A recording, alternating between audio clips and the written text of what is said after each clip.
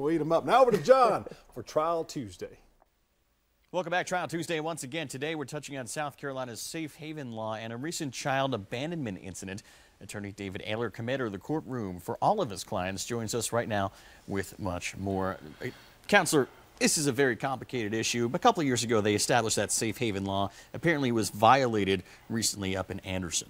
Yeah, essentially what happened specifically to this case was a child was found at a man's house sitting on his front porch. His doorbell was ringing. He went around the house, both front and back, didn't see anything. Then he happened to see a stroller.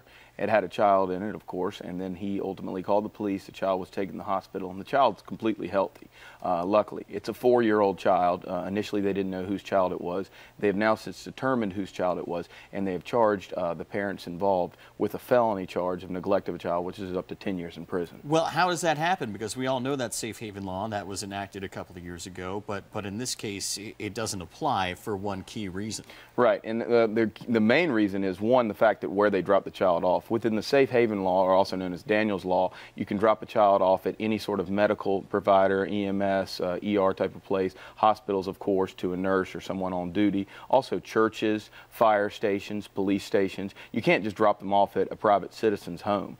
Beyond that, you can't drop a child off that's 4 years old. It's a baby that's up to 30 days old. So the fact, whether even if they did drop this child off at a hospital or any of those locations, the secondary fact, of course, is that we're talking about a 4-year-old here, not an infant. And Daniel's law is supposed to protect those children and the parents that can't care for them, that can't give that adequate care.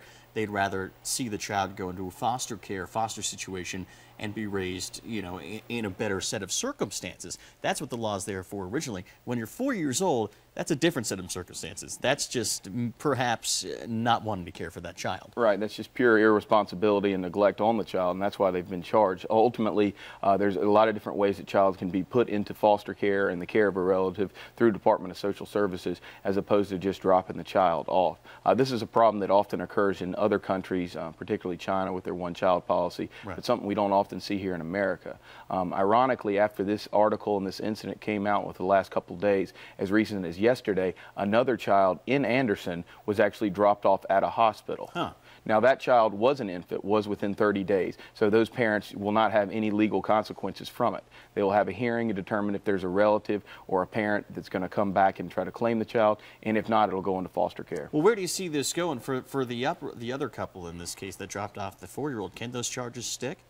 I don't see how they wouldn't, and I wouldn't see a very sympathetic jury in that situation. There may be some way to try to work out some sort of plea deal, but ultimately, you know, they've determined whose child it was.